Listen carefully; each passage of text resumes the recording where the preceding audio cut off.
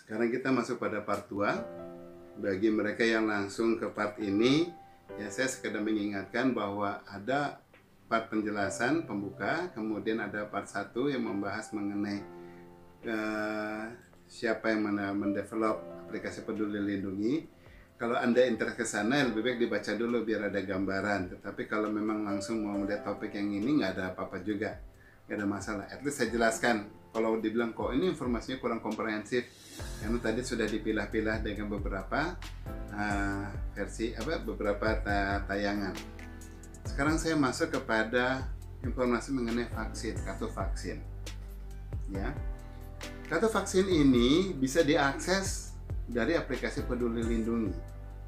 Berarti biangnya adalah Peduli Lindungi. Pertanyaan besarnya, ya, logo yang ditampilkan pada kartu ini kok beda dengan logonya Peduli Lindungi? Beda serius, iya. Terbalik. Ini yang tampil di kartu vaksin ya, ujung kanan atas ya. Sini jari telunjuk saya ini menunjukkan situ. Gambarnya seperti ini, saya kasih lihat. Oke. Sementara ya logo Peduli Lindungi yang sebenarnya adalah gambarnya seperti ini.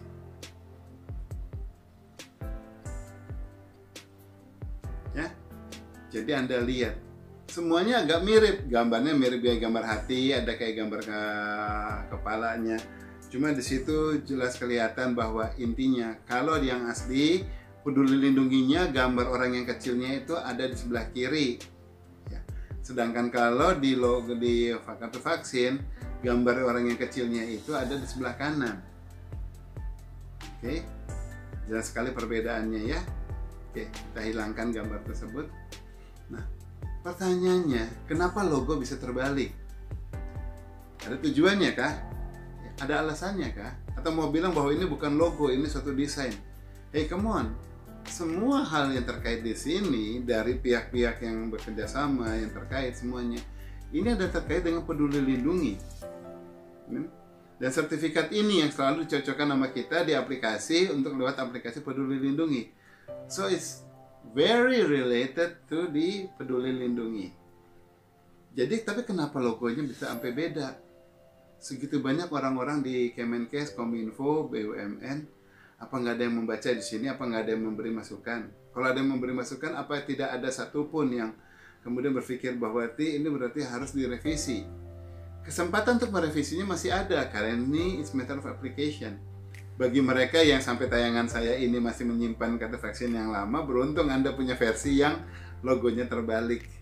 Ya, mungkin setelah ini kalau sampai ke Kominfo ataupun yang bertanggung jawab akhirnya mau segera dibetulin, haruslah dibetulin. Ya, maka versi berikutnya logonya sudah tidak terbalik lagi. Ya. Yang berikutnya mengenai tayangan di atas di sini, kalau kita tampilkan sertifikasinya waktu di atas pertama, di situ ada surat keterangan ya mengenai COVID-19. Baru di bawahnya ada sertifikat vaksinasi COVID-19. Ada surat keterangan, ada sertifikat vaksin. Surat keterangan sama sertifikat vaksin itu adalah dua hal yang berbeda. Ya, nggak begitu. Kalau mau dibilang sama, yang satu menerangkan, yang satu mensertifikasi. Kata-kata surat keterangan udah dibuang aja, bikin sama kayak kartu. Di kartu dibilang sertifikat vaksinasi COVID-19. That's it, that's all, selesai. Jadi surat keterangan itu tampilannya nggak useless menurut saya. Ya.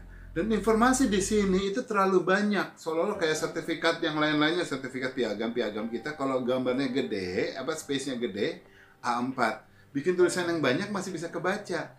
Tapi saat kita pampatkan ke dalam kartu yang begitu mini, kayak gini ya, PVC ini kan ukuran kartu kredit, itu membacanya ukuran KTP lah bahasa kita. Ya. Membacanya itu terlalu kecil-kecil, susah dibaca akhirnya. Ya. Saya lanjut, sertifikat ini diberikan kepada yang namanya sertifikat vaksin kode itu ya begitu diberikan kepada udah pasti, nggak perlu diutarakan lagi, diberikan kepada. Ini sertifikat vaksin, di judulnya udah begitu, langsung aja di judulnya sertifikat vaksin COVID-19 ini namanya. Dengan demikian sudah menghemat minimal ada 3 baris kata bahasa Indonesia, garis, dan kemudian bahasa Inggrisnya. Itu bisa dihilangkan. bisa memperbesar area yang tadi di sini untuk yang paling inti. Area inti di sini ya, permasalahannya ini kan yang bergradasi. Memang sudah dibedakan warna. Kalau yang sertifikat vaksin pertama itu warnanya hijau, kalau yang kedua warnanya dari ungu masuk ke orange. Is it orange or amber ini, kayak gitulah. Apa gunanya ditulis kalau kemudian tidak bisa dibaca? Ya. Oh, itu kan bisa di sini nanti diklik. Ini kan bagi yang mempunyai readernya. Sedangkan kalau yang tidak punya, cukup ngelihat dari sini harusnya bisa membaca nama itu. Jadi sulit. Permasalahannya, kalau nama aja sudah dibaca, berarti kemungkinan pihak untuk memasukkan ini sangat besar sekali. Itu sebabnya banyak orang yang lolos tanpa punya sertifikat. Tinggal bikin aja punya orang, di print-printin yang sama digunakan. Gak ada yang bisa ngelihat kok. Beneran. Pas dilihat gini, wah nggak ada yang bisa ngeliat. Karena apa? Tadi ukurannya terlalu kecil. Jadi mau pakai yang palsu pun atau punya pinjaman orang, petugas juga nggak mungkin mau lama-lama, dia terlalu banyak ngeliat. Antrian sudah banyak di belakang. Oke. Nah, informasi ini saya kasih tampilannya di depan saya nih ya. Ini yang tampilan di atas. Ini masih bisa dibikin efektif itu dengan versi yang sekarang yang saya tunjukkan. Kok saya bisa lebih gede? Karena nick dan ID number saya jejerkan, dan kemudian tanggal lahir dan date of birth saya jejerkan, sehingga space lebih luas dan kemudian bisa memperbesar space buat nama, dan nomor KTP jadi lebih gede. Adapun itu mengenai tanggal lahir, sebetulnya tanggal lahir itu bisa dihilangkan seperti ini. Jadi kita cukup nama dengan kemudian nomor KTP. Kenapa tanggal lahir bisa dihilangkan? Karena tidak penting. Kalau untuk sesuatu yang sifatnya nanti orang butuh memvalidasi, KTP dan sertifikatnya dikeluarkan, maka tanggal lahir yang benar ada di dalam KTP. Jadi dengan itu ditampilkan, orang langsung bisa melihat, oh ini ada KTP-nya, dan kemudian ini ada nomor KTP di sini sesuai dengan nomor KTP-nya. Berarti tanggal lahir ada di KTP itu satu. Gak perlu ditulis lagi. Kalau orang yang biasanya menulis 3 yang kayak gini, ada nama, ada tanggal lahirnya, dan KTP, ini adalah sebagai validator untuk saat orang lagi mencari namanya. Kalau mencari orang dari nama nggak ketemu, dari nomor ID-nya nggak ketemu, untuk akhirnya mengarah kepada seseorang. Ya. Nah, kita lanjut. Di sebelahnya ada QR code, dan kemudian di bawah di sini ada ID number. Langsung saya sebutin di keduanya. QR code berisi ada sekitar 8 digit, is it? Tetapi di sini di bawah kita lihat di sini ada ID, ya. ID ini saya nggak tahu nih. 6304 C4BA 7 bla bla bla 7 di sini. Total panjangnya 24 karakter ID. Seriously, ID 24 karakter panjang banget. Orang mau ngikutin aja udah susah banget yang ID kalau sepanjang yang kayak gitu. Ya, doesn't make sense at all. Ya, ID itu harusnya dibuat singkat. Jumlah orangnya aja itu tidak lebih dari 270 juta. 9 digit. Ya, 9 digit ID. Kalau umpamanya mau digedein sama kayak kartu kredit lah, masih bisa 16. Itu pun sudah terlalu panjang ya.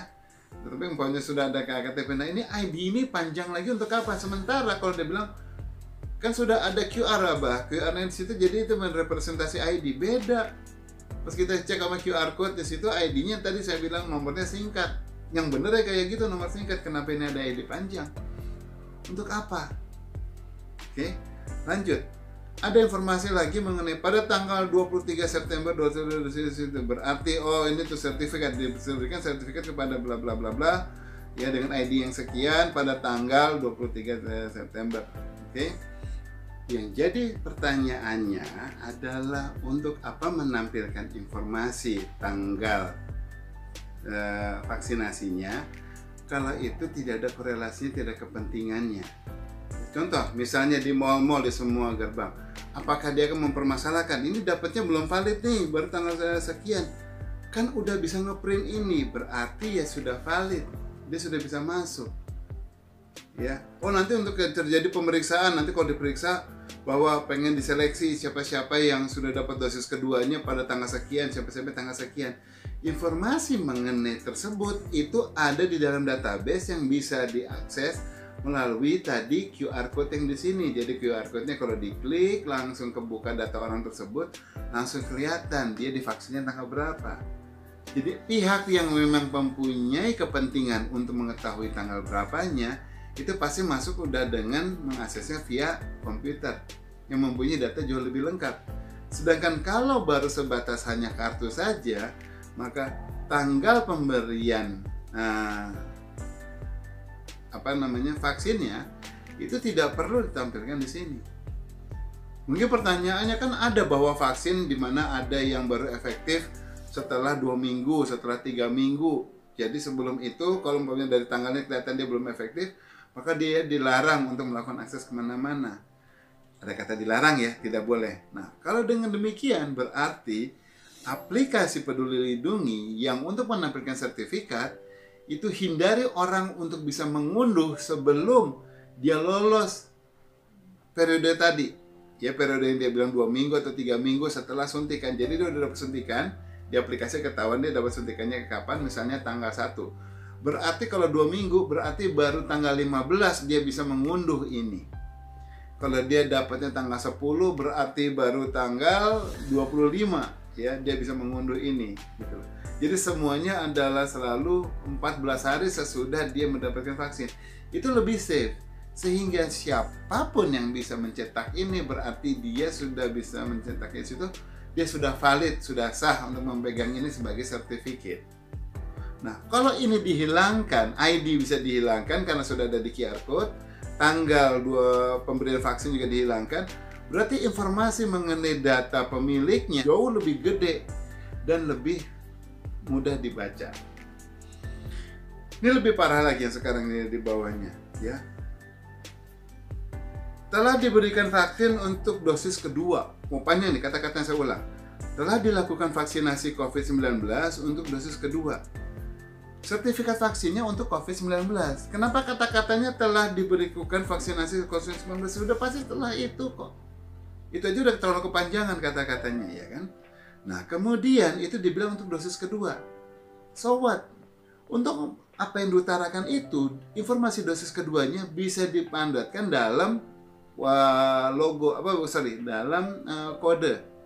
Ya, kode ID. Selebihnya itu di dalam yang shadingnya ini. Ini kan udah ketahuan jelas. Kalau warna hijau berarti dia baru dosis 1. Kalau sudah warnanya yang biru ke orange kayak gini berarti dia sudah dosis kedua. Tanpa diutarakan lagi, everybody knows. Oh, kan orang bisa lupa, kadang ada yang nggak tahu terbalik malah dia nanti yang hijau yang dianggap kayaknya yang ke satu. Ini belakangnya kan kosong polos nih. Dibikin aja ini menjadi background, jadi kasih angka 2 ya secara shading gitu lah, lo kebaca langsung. Dengan demikian dari jauh pun orang udah tahu bahwa itu apakah yang ke satu atau kedua. Semudah itu daripada pakai ditulis panjang gini. Karena kalau pakai tulis panjang orang bisa mencari mana informasi dosis kedua ya, di mana ya, di sini. Tetapi kalau langsung angka 2 di sininya sebagai background ya, maka dari jauh orang yang kasih lihat nih Pak, vaksin sudah ada, sudah nih saya dapat di sini. Langsung kelihatan dari jauh, oh Anda udah dapat yang kedua, oh Anda masih ke 1 tuh, langsung kelihatan di gambarnya. Digambar di kartunya. Ya. Jauh lebih mudah. Oke. Ya. Nah, kemudian di sini mengenai informasi jenis vaksin. Ada tulisan COVID-19 vaksin Pfizer COVID-19 batch ID sekian. Ya, ini saya tulis lagi di sini nih. Saya sambil bahasain. COVID-19 vaksin Pfizer COVID-19. Apa maksudnya? Apa maksudnya mau bercerita bahwa vaksin jenisnya yang diberikan adalah Pfizer COVID-19? Itu betul itu. Kalau memang itu berarti pihak siapapun yang membuat ini, Kominfo ataupun mungkin Kemenkes, itu tidak update dengan informasi mengenai Pfizer. Saya ngomong Pfizer karena ini yang saya peroleh ya. Nama yang benar untuk Pfizer vaksin adalah Pfizer BioNTech COVID-19. Ada BioNTech-nya, ini saya tulis. Jadi bacanya BioNTech atau BioNTech. Ya. Oke, itu kan Jerman, BioNTech GmbH bla bla bla bla. Oke. Dan itu pun nama dulu. Dan nama sekarangnya, nama pemasarannya Comirnaty. Ya, saya ulangi lagi, Comirnaty atau Comirnaty bacanya nih. Ya, saya nggak tahu. Ya, kenapa ko-nya mungkin ko-nya dari COVID, kemudian yang Mirnanya itu sebetulnya suatu akronim dari mRNA, ya mRNA. Maybe it's too late for them to mention about this market name, tetapi sekarang dia sudah mengarahkan kepada sana. Nah, dia sudah mengarah kepada sana, dan saat waktu saya mendapatkan vaksin ini 23 September, saat itu saya udah cek, itu sebetulnya sudah langsung pakai nama pasar Comirnaty tersebut. Kenapa di sini masih pakai nama yang tidak jelas? Ini ketahuan bahwa aplikasi tidak up to date terhadap informasi yang ada di lapangan. Oke. Nah, informasi-informasi ini semua masih bisa banyak dipampatkan di dalam ID certificate. Kalau itu dilakukan, jadi nanti di sini nih dibaca nih. Itu semuanya informasi yang di sini itu bisa masuk di dalam kode certificate. Banyak hal informasi bisa persingkat, sehingga hal yang lebih penting menurut saya yaitu nama dan informasi KTP penggunanya jauh bisa lebih gede dan itu jauh lebih baik. Mungkin kalau ditanya saya yang mendesain, desainnya itu bisa seperti ini. Oke, tidak harus mutlak seperti itu, tetapi paling tidak yang penting diutarakan hanya informasi yang kayak gitu saja. And last but not least, ya, mengenai cara penempatkan informasi pada kartu, ya, tiap orang mungkin punya variasi sendiri, tetapi saya pakai masukan kalau yang saya. Nah, kalau udah dapat kedua, saya cetaknya yang kedua. Lalu yang pertama di mana? Di belakangnya. Ngapain? Udah nggak perlu. Oh, tetap perlu di belakang untuk melihat ketahuan subjek yang pertama. Kita bukan melihat tracing untuk menelusuri orang. Dia sudah mendapatkan vaksinnya yang pertama kapan, yang kedua kapan. Informasi itu tidak penting bagi masyarakat umum. Masyarakat umum cukup mengetahui, termasuk orang-orang di mall ya, cukup hanya mengetahui status saat ini. Apakah dia sudah mendapatkan vaksin kedua apa masih yang pertama. Jadi kalau udah ada kedua ya cukup aja yang kedua di sini ditulis. Ya, yang vaksin. Nah, kemudian yang di sisi baliknya apa yang bisa dilakukan? Kita bisa mungkin mencantumkan yang ada kan namanya Indonesia Bangkit atau apa, kan ada tuh ya logo yang untuk gambarnya itu kepulauan Indonesia. Itu ada satu sisi yang memang sebetulnya nonsens, nggak ada informasi di situ. Kalau kita cantumkan yang pertama pun, COVID pertama itu udah nonsens karena sudah tidak berlaku. Orang udah ada informasi kedua, ini yang lebih penting. Status itu udah gugur. Kalau saya lalu kemudian di belakang di sini saya cantumkan apa? Saya kasih gini. Jadi di pertama gini, ya. Yang di belakangnya saya kasih kayak gini. Ini gambar saya waktu mendapatkan vaksin. Oke, ya. Kenapa saya kasih gambar gini? Ini justru lebih memudahkan saya untuk memvalidasi kalau kartu ini kecampur sama orang langsung. Dari jauh aja kita kan selalu kan ketemu sama petugas rata-rata di balik kaca. Ya, untuk mengetahui kartu kita kalau keselip-selip di mana-mana tinggal bilang, "Pak, di balik aja kartu saya, daripada cari namanya, cari harusnya ada logo, ada gambar foto orang lagi divaksin, orangnya pakai kaos hitam, yang mau vaksin kaos merah." Langsung pas sudah dibalik kelihatan. Carinya udah lebih gampang. Untuk menemukan ini secara personalis jauh lebih baik. Apakah kita perlu cantumkan nama di sini? Nggak perlu, cukup hanya informasi yang identitas yang kayak gini. Menurut saya tidak perlu namanya. Nama udah ada di sini, ngapain kita ulang? Ya, kita bisa cantumkan juga gambar yang lain. Pertanyaannya, apakah dengan mencantumkan di sini akan saya melanggar suatu undang-undang? Let me know. Emang melanggar undang-undang apa? Ya. Di sini tidak pernah diutarakan bahwa kalau mencetak harus di kartu, misalnya harus di kartu berbasis PVC card ya, PVC bukan kartun, bukan karton, dan kemudian harus vaksin pertama dan kedua dicantumkan. Enggak, semuanya hanya ideally. Tidak ada satu syarat pun yang mengutarakan bahwa bagaimana harus mencetak. Jadi bebas kita. Untuk itu kalau saya mencantumkannya kayak gini nggak apa-apa, boleh-boleh aja, gitu loh. Ya. Please let me know kalau masuk yang saya sampaikan itu salah. Saya rasa itu saja untuk part yang kedua.